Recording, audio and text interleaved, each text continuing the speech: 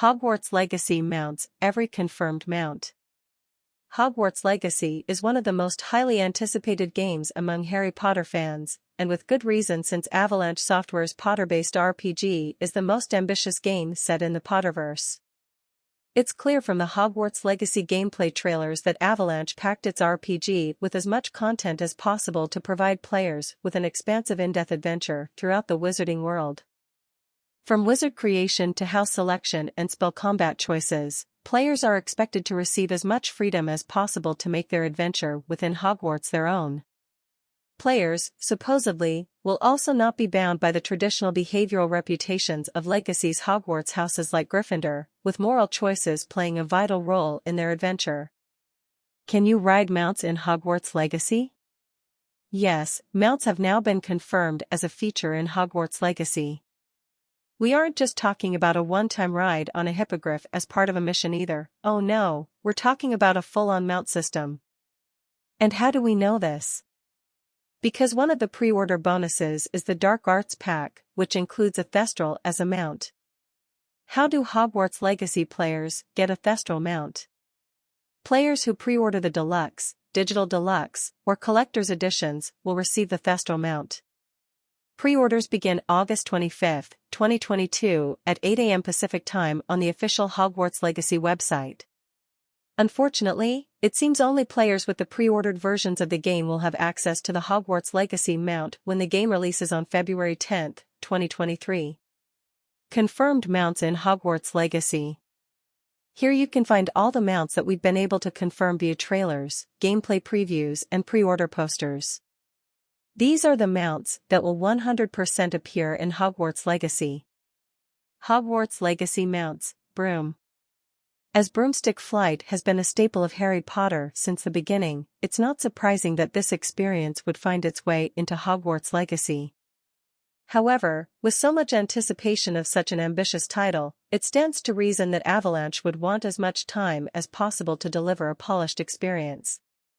Fans have waited a long time for Hogwarts Legacy, but surely further delays would be preferable to the game releasing in a state similar to this broom flight video.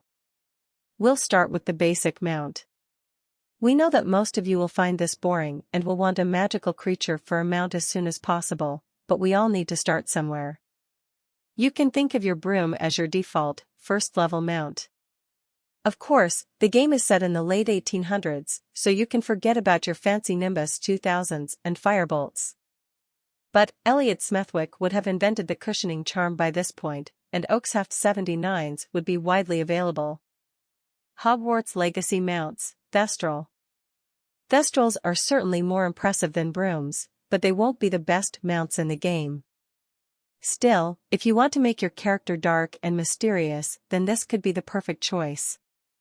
For those unaware, Thestrals are intrinsically tied to death and the afterlife. Hogwarts Legacy mounts, Hippogriff. Hippogriffs will be among the high-end mounts available in Hogwarts Legacy, capable of breakneck speeds.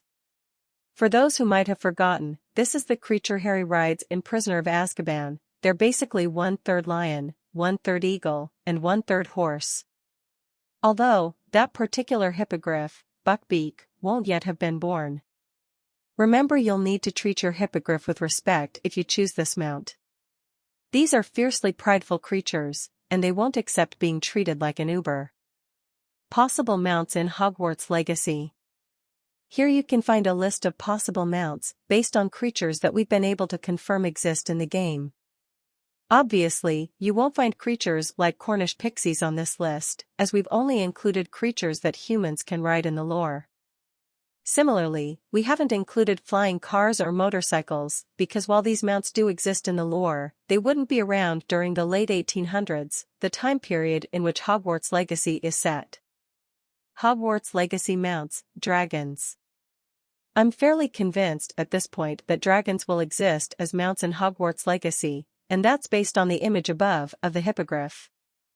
The creature on the left is a dragon, and it looks to me like there's a rider atop the creature, but I didn't feel the image was clear enough to put dragons in the confirmed category. But come on. They exist in Hogwarts Legacy, and we know that they can be ridden in the lore, the escape from Gringotts in the Half-Blood Prince. Hogwarts Legacy mounts, Acromantula.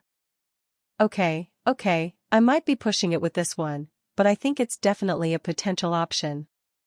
Even if not on launch, they might make an Acromantula mount available post-launch as part of Halloween-themed DLC. They exist in the lore, and they're absolutely big enough to be ridden. And according to Fantastic Beasts and Where to Find Them, these creatures were first spotted in 1794, so they would have existed in the late 1800s. Hogwarts Legacy mounts, Centaur. While centaurs famously hate being ridden, and think of it as beneath them, they are half-horse, and are ridden by humans a few times in the lore. We've also seen them in Hogwarts Legacy, so it's really not a stretch to imagine they might be mounts in some shape or form. With centaurs, I think it's most likely that we'll get to ride them once as part of a mission, but they won't be available as permanent mounts. Because if a centaur were to serve a student permanently, then they could be at risk of being ostracized by their group. Remember how Bane reacted when he saw a centaur being ridden?